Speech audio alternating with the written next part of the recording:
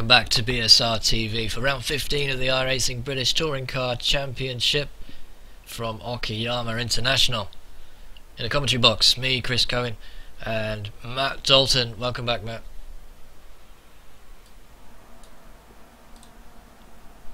I've gone and muted him again. I need to remember to unmute him. Sorry, Matt. Welcome back, Matt. Oh, and maybe he's not here as well. Never mind. We'll pick up where we left off with Matt in just a moment, but two exciting races lead to the reverse grid pole in the final race this evening.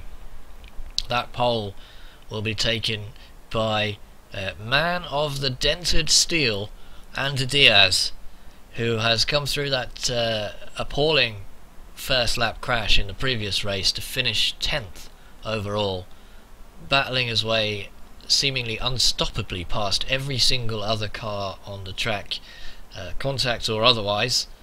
Not too bad on the contact, thankfully. Yeah, if he couldn't go round him, he was happy to go through him. Well, he wasn't taking anyone out, shall we say? It wasn't the Alan Prost approach, I don't think. No, controversial there, accusing Mr. Prost though. He was always the victim, surely. But yeah, exactly. Diaz was no victim in that last race, that's for sure. So he'll take the pole position, and 10th place will go to Stelian Chepelevsky. So he finds himself right at the back of the reverse grid section, if you like, once again. And it'll be interesting to see what he can do from there, won't it? Yep, he's going to be keen to make a comeback. So Chepelevsky took that race from Andreas Katz after Katz ran wide. Only one mistake from Katz, really, and that's all it needed. Doesn't take much. It's such a close race and such a close series that, especially at this track, I think the second you start battling with people, others around you can catch back up. We've seen that in every race so far, and race 3 is going to be really interesting. And 5 seconds was the gap by the time Chepelevsky reached the line, but I mean, Katz and Wild and Fag were all involved in that last kind of, Fag and Wild, though, came together again in that last race. Wild was the worse off this time. And, well, they settled their differences, didn't they? Yeah, in a manner of speaking. I think they won all for the races now and all to play for in race 3. But that means that Field has taken 3rd position in that race, so Field will start 7th. Start 8th rather, and just ahead of him will be Robert Fagg in 7th, and then Wild will be in 6th.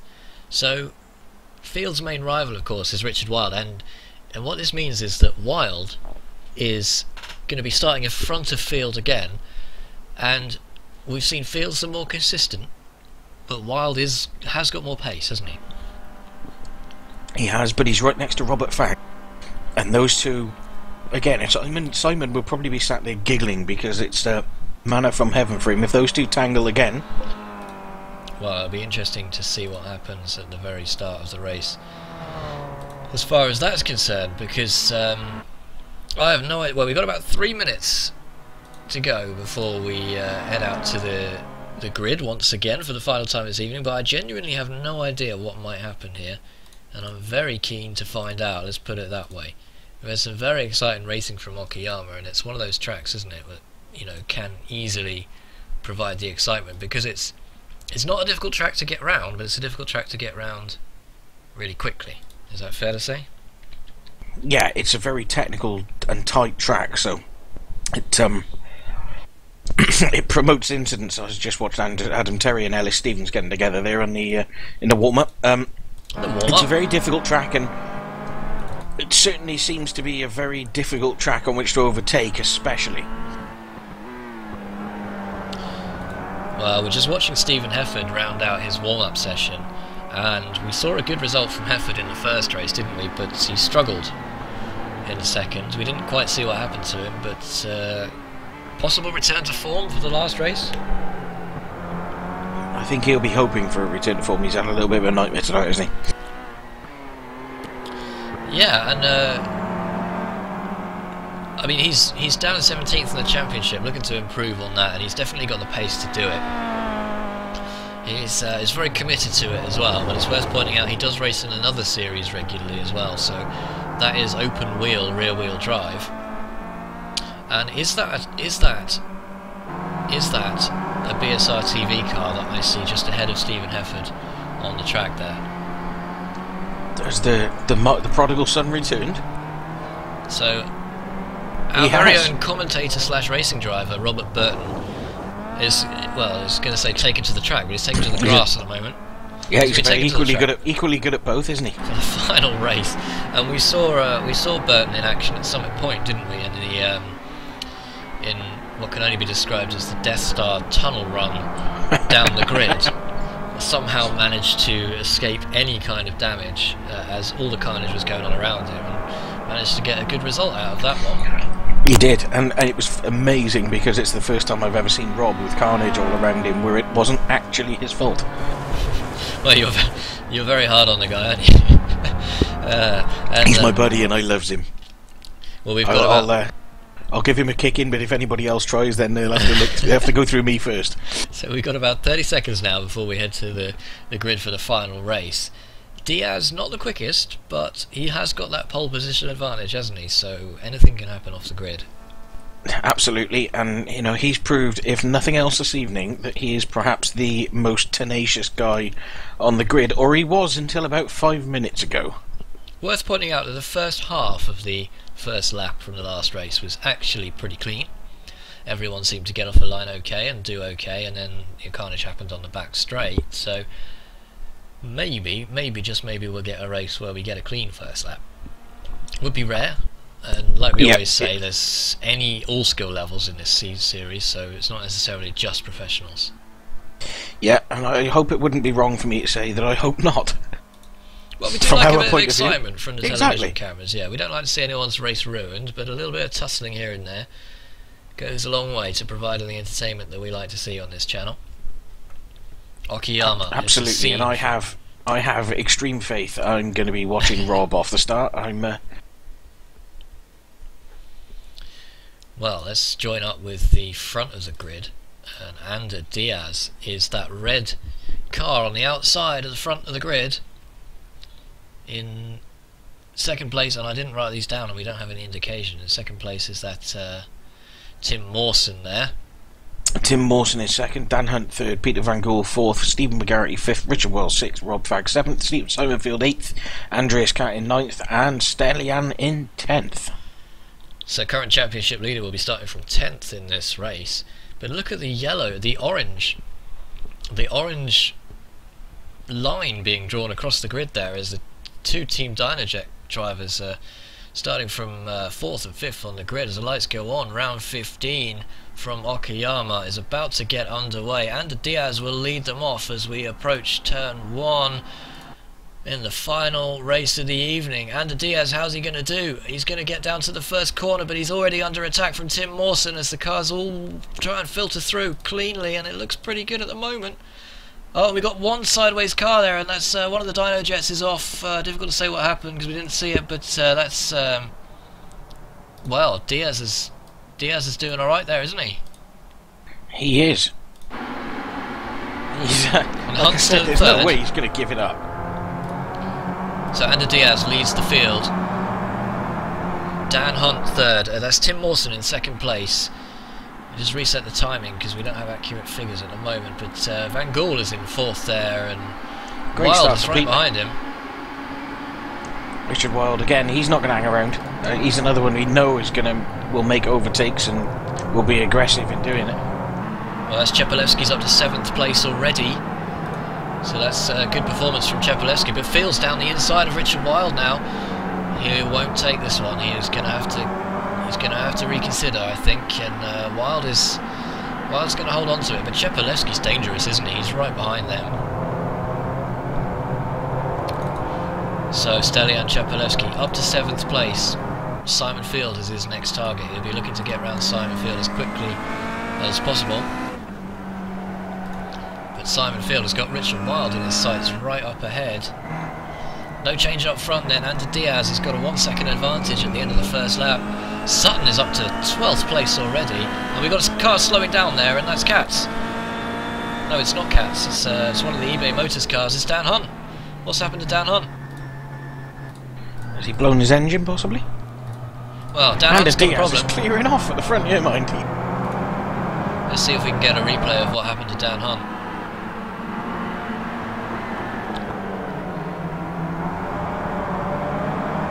Well, he's just pulled it off. He's just pulled off to the side. He knows there's a problem, but well, what that problem is, I don't know. But that's costing Dan Hunt pretty badly. On to lap 2, then down the back straight, and the Diaz from Tim Mawson, and there's already a gap forming there. And Richard Wilde's up to 4th, and Chepalewski's up to 5th. So Chepalewski's round Simon Field. Oh, it is. Simon Field has collected him. Chepalewski's. Well, he's held it. Well, that's backed them all up behind, and Ashley Sutton is now in 8th position. How did he get there? I have no idea. I've completely lost the plot of what's going on, I've got to be honest with you. They are all over the show. I know Andy Diaz has had none of it at the front. He's just engaged the warp drive and he's off. Well, coming down to start-finish straight now, let's have a look at Stelian Chepalewski, that black car in the middle of your picture there. So we're just watching that yellow, the Wicks Racing of Simon Field gets into the back of Chepalewski there.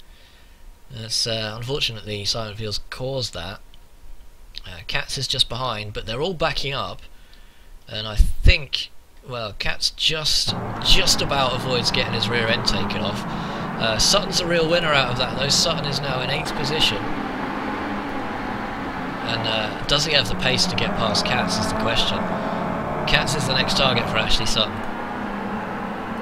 Richard Wilde, for me, is the one who I think is probably thinking that he can win this from here. He's if he can get past Peter Van Gool, which he has.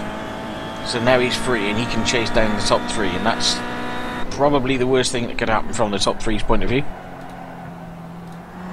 Well, it'll be interesting to see what happens there, because Van Gool now is down to 4th position. Still a very impressive position to be in, but he's under threat now from Chepalewski. The championship leader is right on his tail, and he'll want to get through pretty quickly, otherwise he's going to have Sutton Field tapping him out again from behind, which he doesn't want. Richard Wilde is going to chase down the front 2, but Sutton's on the back of this train now as well. This is why the reverse grid's so exciting, because it's only lap 3 and already I'm running out of breath. Yeah, if I carry on at the rate I am and failing to breathe the way we are, I think one of us is liable to burst before the end of this. And Stephen McGarry's going to have to let him go. Yeah, Stephen McGarry's just giving him a little touch there just to say get out of the way. Here he goes, cuts back on the inside, good move. Assuming he gets it finished, which he hasn't yet. I'm assuming we're talking about Van Gool rather than McGarity here. Oh, and Sutton's got off the curb there, very wide in the background.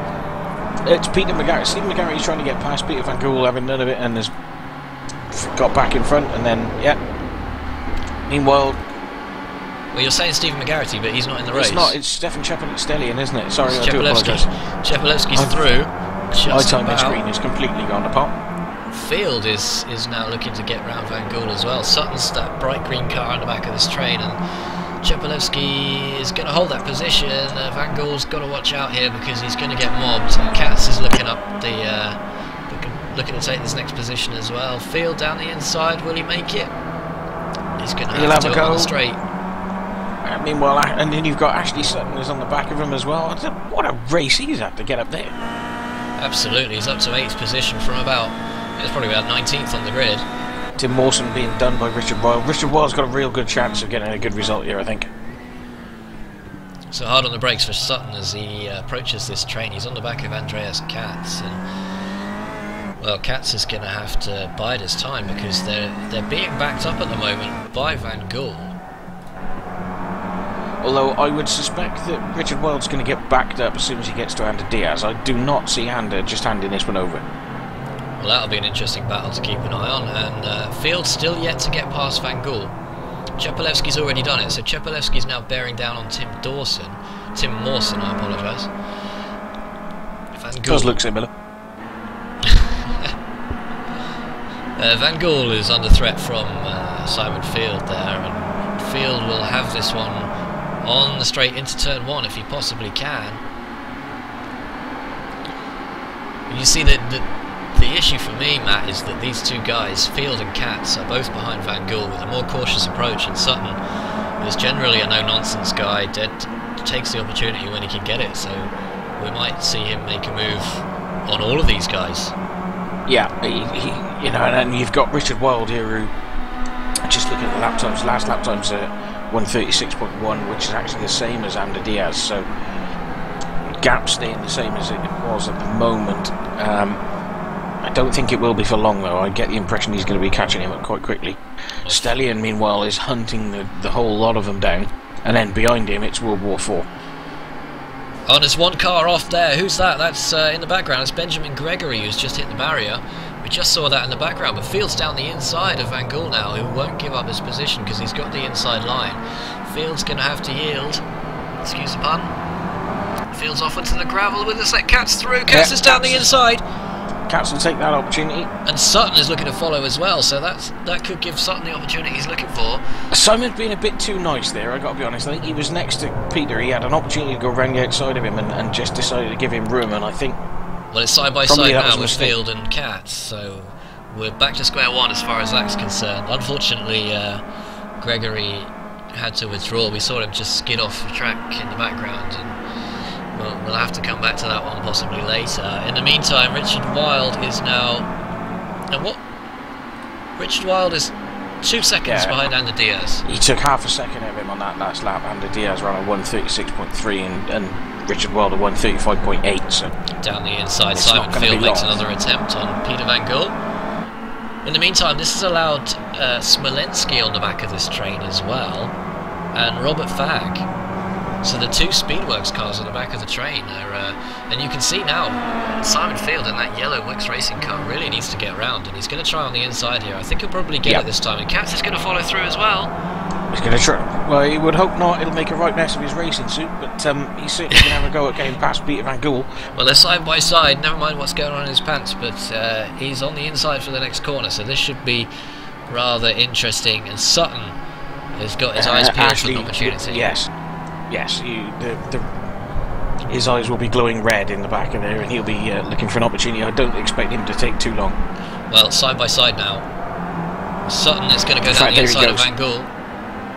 Van Gool's turning in and not giving Sutton much room, and wow, Sutton didn't give him any room either. Well, yeah, and this is what I said. I mean, he's not going to mess around overtaking. He saw half an opportunity, and he was going to go for it. There's contact, and that's Van Gool gets collected by Robert Fagg there, and well, Fagg's lost it into the barrier, and he spinned it. Well, let's have another look at that, because we were busy looking at something else there. As Fagg's down the inside of Van Gool now, and well, Fagg gets the braking point wrong, and he's not giving. That's Fagg's collected. Naughty boy. Yeah. Van Gool's still going. Van Gool's now down in 11th, but in 9th, but he's still going. No. Definitely no presents from Santa for that one. That's for this year. He's definitely put himself on the naughty list with that one. Smolensky, meanwhile, mugged Ashley Sutton. I would expect that to reverse itself fairly quickly. But you have to say, Ashley Sutton did cut the nose off Van Gool there and didn't leave the car's width on the corner exit. So no, he questions will be asked there. And be interested to see what the stewards say. I think that's fair enough. I think what he's done is just decided he doesn't want to mess about, doesn't want to give him the opportunity. He's gone for the inside and just blocked past him. And I think that's hard, but it is okay. And I think that's because he doesn't want to mess around taking a long time to get past, so he's just done it fairly brutally, but brutal but okay. And the gap is now down to 1 second in the lead, but we're going to stay with this battle, Smolensky and Sutton. Sutton will not be happy that Smolensky managed to get round him, and we didn't see that one as well, because we had about 3 incidents going on at one corner on the previous lap. Sutton's clearly the faster driver here, but Smolensky is not going to give up this one without a fight, definitely not, and he's going to have to work to get around Smolensky, isn't he, Sutton? Yeah. Richard Wilde, meanwhile, has pulled rotten. He's now on Ander Diaz. He's taken another half second out of him this lap. Well, let's see what this... In fact, he took 9/10 out of him on that last lap. Well, it'd be interesting to see how well Ander Diaz takes the overtake, because it is coming, isn't it? Yes, there is a move coming somewhere, and it'll be interesting to see how he reacts to that. Well, we've got about 4 laps left, and Chepelevsky's 3 seconds behind these guys, so what do you think his chances are? No, by no means over, and because we've seen all night, these two only need to start running side by side and holding each other up a little bit, and Stellion will just cruise right up to the back of him. We got a lot of retirements in this. In fact, Richard's going for it here. He's coming down the inside. Will Ander Diaz decide to let him through, or will he decide to fight it? He's being a very good little soldier there. Strange. Wasn't expecting that. Expected him to put up a lot more of a fight than that, but never mind. Yeah. He held the lead for a good 8 laps. He will get the bonus point for laps led as well. Are we sure he's not French?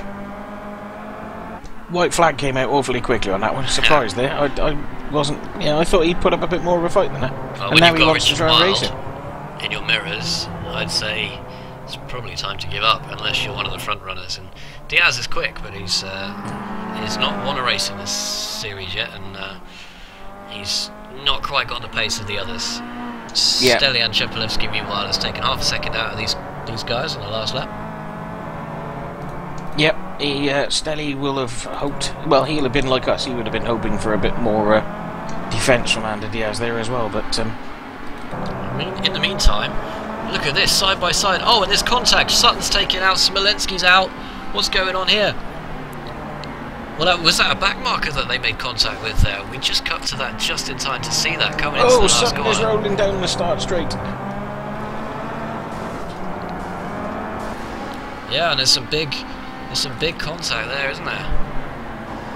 And well, Sutton's tried to carry on, and there's clearly no way that he could carry on with that. And well, why has he not just pulled that over?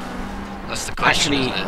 Yeah, no, he's an innocent party there. I think that's Smolensky has tried to go around the outside of Scott Malcolm again, and where he's come back onto the track, Scott's not aware he's there.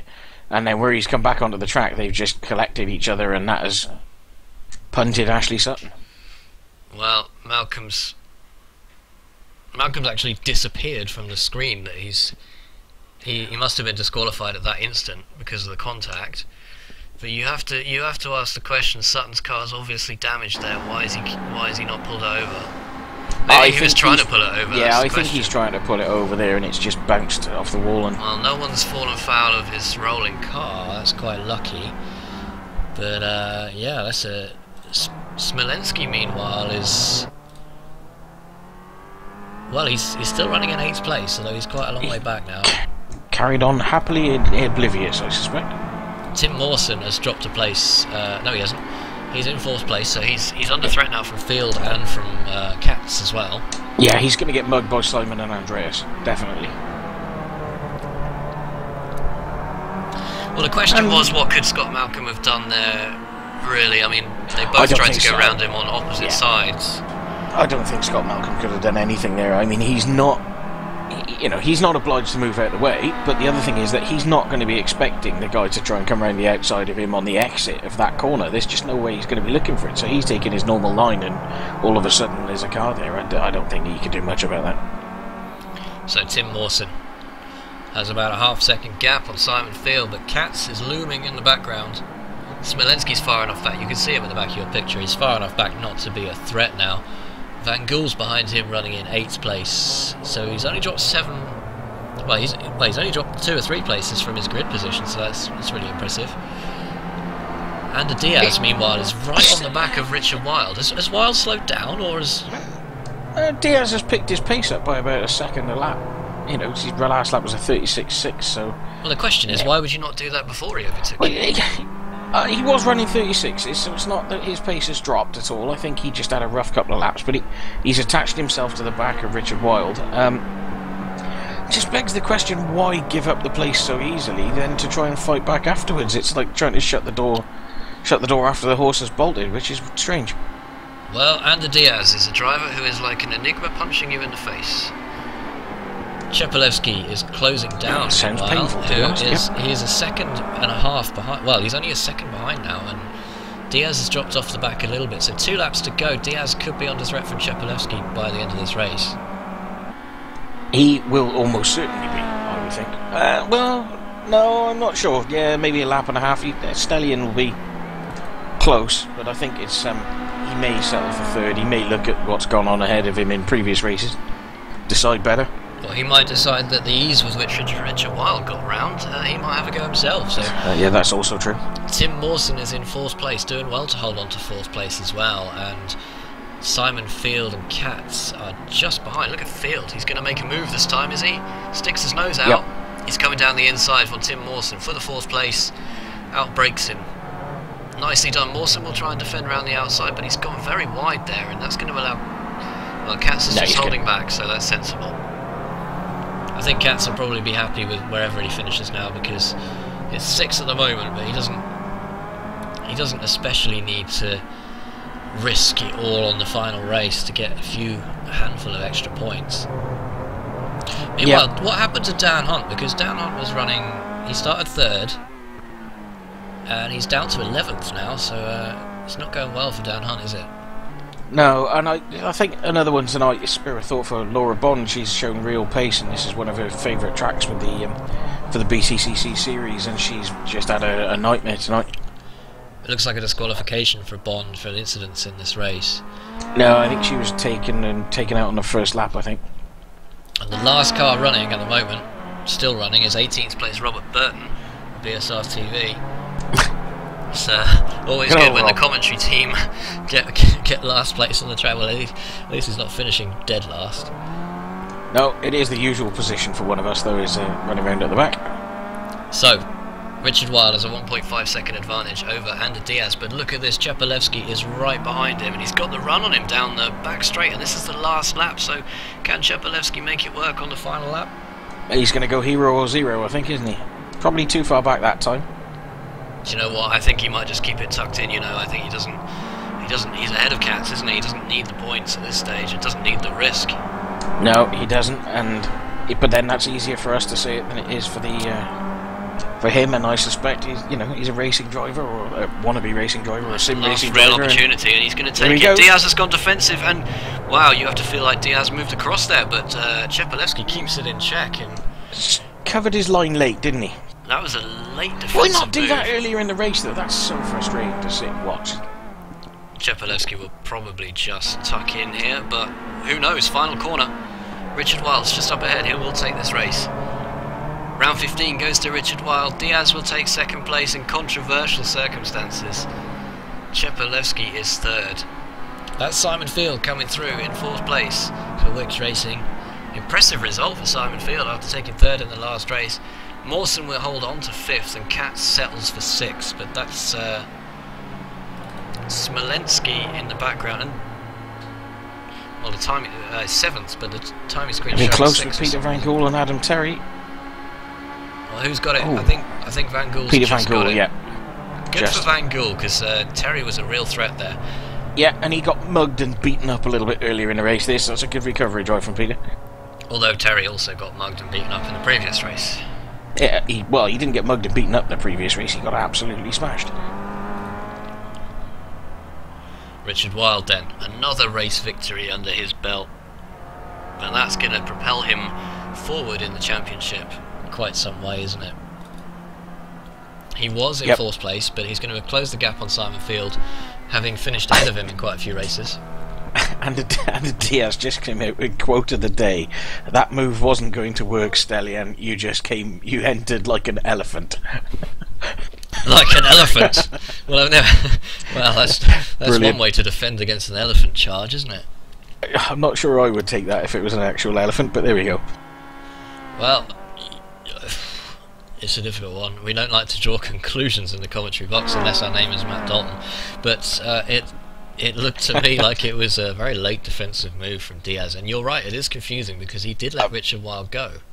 Yeah, I think I'm just picking up the post-race chatter between the guys here, and I know that Stellian actually says that he was quite late making the move, so it's from the horse's mouth, or the elephant's mouth, so to speak. Well, the interesting thing here as well is if either of those drivers had been on a high number of incidents, that collision could have disqualified one of them. Absolutely, that was a risky move from Stellian.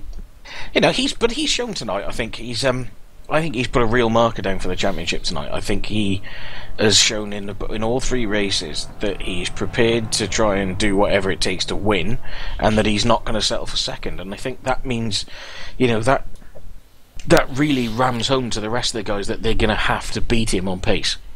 I wonder maybe if we can get a quick word with the championship leader himself, Stelian Chepolevsky. Stelian, are you with us? Yes, Chris, I'm here. Good evening, guys. Good evening, and very impressive result tonight. Perhaps you might have felt like you could have got second place in the final race, but just denied on the final lap. Actually, that was a mistake from my side. I think I was too aggressive there, and I'm happy that DS take it, because it was really dangerous from my side.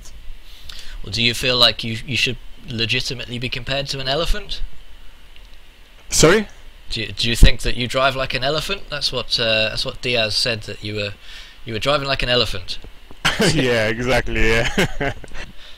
So third place here, and you're going to extend your lead in the championship. But going into the second half of the season, how much of a chance do you think Andreas Katz has? Oh, he has, I think it's 50-50 between Andreas. Simon also is, I don't know, it's too early. I think it's too early. Well, you definitely set a good pace, because you took the pole position from the start by 0.4 seconds. So are you happier when you're driving a long way out at the front on your own, or do you like to be fighting with other cars? Okay, guys, so I'm really sweat this moment. I really like the fights, but if I start in front, I am also happy. You know, the points are, I think the points for me are the most important. Well, you certainly got a lot of points this evening. We haven't added up the totals to find out what the story might be, but you're making the championship battle very exciting, shall we say. So thanks very much for joining us this evening, and best of luck when we go out to the next 3 rounds next Thursday. Thank you very much, Chris. Thank you very much, Matt. Have a good evening, guys. Anyway. What a lovely guy. That's Stelian Chepolevsky for Addison Lee. No, he's a top guy, and like as I said, I think he's put in a real marker for everybody else tonight. I think the other guys know they are going to need to up their game if they want to beat him, because he's not going to let it go, is he? No, absolutely not. And if the championship was just down to qualifying sessions, you'd be hard pressed to argue other than Stelian Chepolevsky victory, probably. No, his pace is definitely there, you know. But I think tonight he's shown a little bit more than that. For the first time, he's really shown more than that. Previous races, we've seen him qualify up front and, you know, slip back, get into some little issues with other people, get tangled up in things, and allowed himself to get distracted. I think tonight he, you know, bided his time and drove really well. I think he's definitely driver of the day for me. Well, another driver that drove very well this evening was Simon Field for Wix Racing. Simon, are you there? Yes, buddy, yeah. Well, thanks for joining us again, Simon. It's been fascinating to watch your driving this evening, because you've been so consistent. It seems like all others around you have put a foot wrong, a wheel wrong on the grass here and there, and whereas last season you were struggling, this season it all seems to come together for you. Another 4th place finish, very impressive.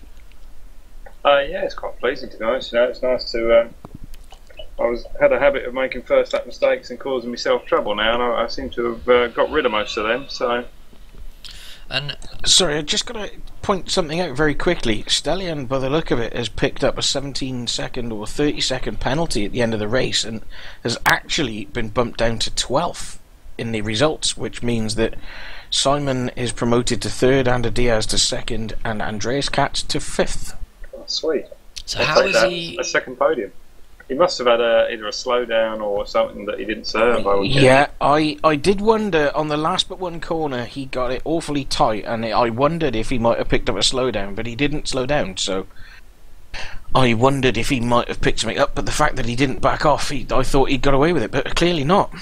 Well, we'll talk about that just in a moment, but you're right, that is very interesting. But Simon, your main rival in the championship, really, if you don't mind me saying, is Richard Wilde, and while it does look like he has more pace, he does lack the consistency. Are you a little bit worried driving around him, maybe?